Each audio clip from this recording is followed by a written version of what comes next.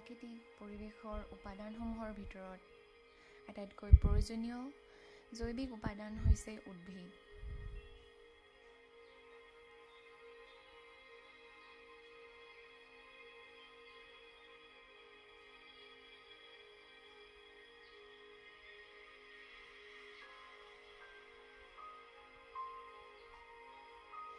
এই উদ্ভিদেই প্ৰকৃতিৰ ভাৰসাম্য ৰক্ষা কৰাত সহায় কৰে।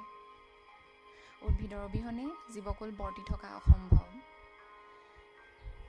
উচ্চতা, কাণ্ড আৰু ডালসমূহৰ ওপৰত নিৰ্ভৰ কৰি উদ্ভিদক সাধাৰণতে 4 ভাগত ভাগ কৰা হৈছে। বৃক্ষ। এই প্ৰকাৰৰ উদ্ভিদৰ গা-গছ অংশ কঠিন আৰু ডাঙৰ হয়। ইয়াৰ প্ৰধান কাণ্ডৰ পৰা ঠাল ঠেঙুলিৰে বহু শাখাৰ বিকাশ হয়। সাধাৰণতে ইয়াৰ উচ্চতা ন্যূনতম 3 মিটাৰৰ পৰা 6 মিটাৰ পৰ্যন্ত হয়।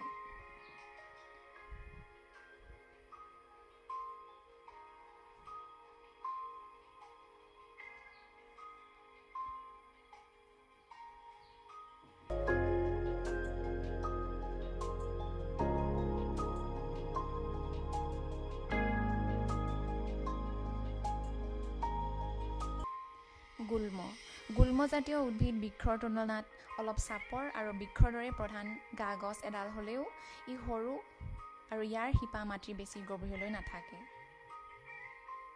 এই ধৰণৰ উদ্ভিদৰ গোটেই গাতে বিভিন্ন ঠাল ঠেঙুলি ওলায়।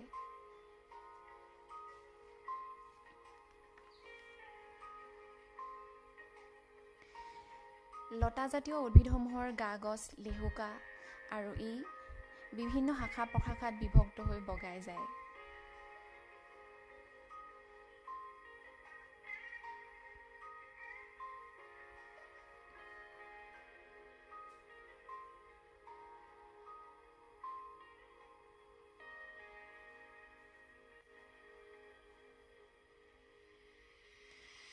তৃণজাতীয় উদ্ভিদ।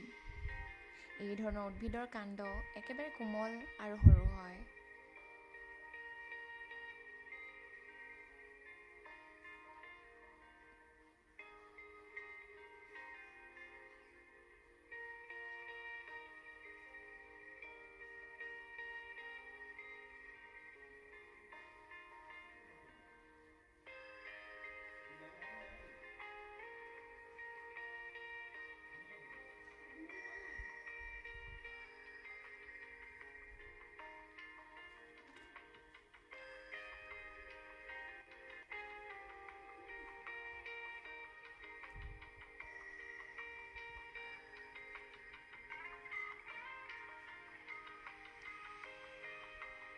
পৰিৱেশৰ বিভিন্ন উপাদানসমূহ পৰস্পৰে পৰস্পৰৰ ওপৰত নিৰ্ভৰশীল।